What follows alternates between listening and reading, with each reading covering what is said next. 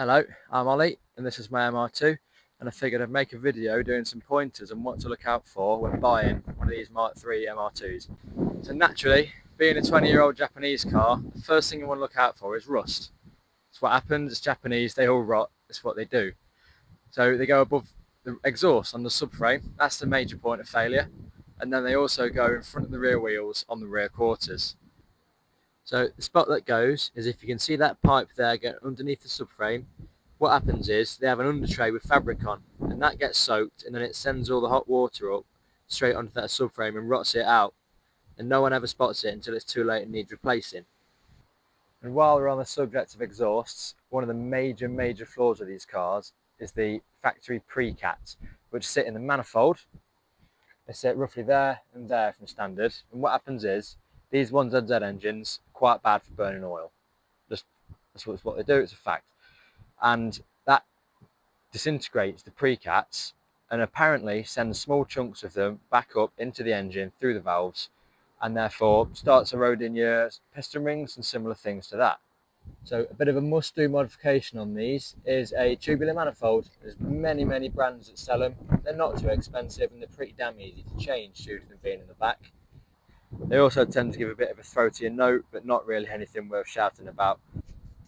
Now, in regards to the oil burning that these engines do, rule of thumb is the newer the engine, the better they are. They tend to all do it, but the post-2006 engines had revised piston rings and they generally don't. So if you can find one of them, great. They're the, I forgot what they're called now, final edition ones. I think they made about 300 or 500 of them, something like that. And with the rust, it's the opposite. For some reason, the early cars like these are less rusty than the later cars. It must have been quality of steel, but that's how they are. So you can either have no rust and a crap engine, or a good engine and a load of rust. It's up to you, really. It is also pot luck. You could quite easily buy one of the early ones like mine that doesn't burn oil, or you could buy a newer one that's got no rust. It's just the look of the game, really. With that, you can never tell till it's too late for the most part. Something else worth checking on these, if you're buying one, is the condition of the soft top. Mine came with a hard top, so it wasn't too important. But being mine's 26-year-old vinyl, it cracks, it shrinks.